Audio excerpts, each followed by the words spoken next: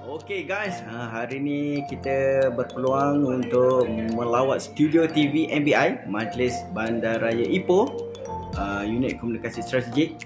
So apa yang berlaku di dalam ni, jom kita tengok.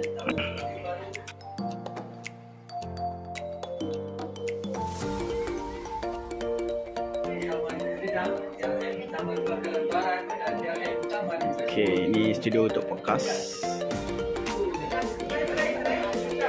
Okay, ni abang penerbit kita. Okay, so sekarang ni peserta JSA sedang demo untuk baca berita. Konon-konon dia baca berita lah tu. Okay. Assalamualaikum dan salam Malaysia Madani. Bersama saya Akbar Ghazali. Aku pula Akbar Ghazali. Sekali lagi. Oi, tukar nama tak? Tukar nama. Okey. Baru dah tahu. Okey, tukar nama. Okey.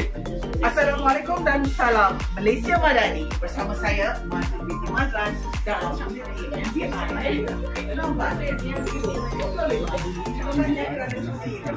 Okay, di studionya Taman Rekreasi Madani. Dan salam Malaysia Madani. Bersama saya Rizal Abdul Rahim dalam buletin MBI edisi ke-16 2025. Terima kasih kerana setia bersama kami. Saksikan fokus utama edisi kali ini. Rasmi Taman Rekreasi Madani. 4 lagi Taman Rekreasi Madani TRM di kawasan pentadbiran Majlis Bandaraya Ipoh MBI telah dibuka untuk orang awam.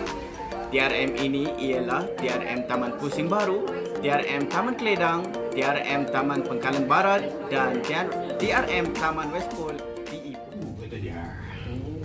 Alright, membangkang pukul hampir pukul 1 minit tengah hari. Jadi kita berada di hujung pertemuan dalam segmen The Hailing Ipoh bagi edisi hari ini 18 hari bulan September 2025 sudah.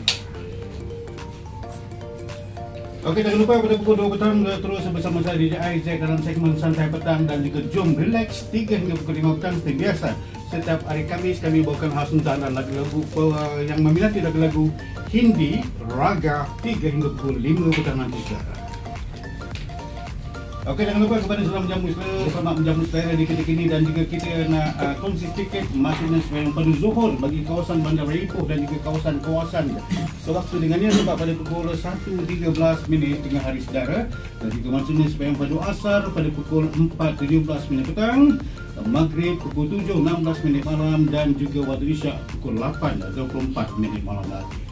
Baiklah saudara, sebelum kita berpisah, saya mohon dan juga maaf jika dikata-kata disinggung sepanjang tugasan dari jam 8 pagi hampir ke pukul 1 tengah hari. Semoga kita terhibur dan jumpa lagi pada petang nanti 2 hingga ke pukul 5 petang bersama kami di Radio MBI, saluran informasi anda. Bye-bye.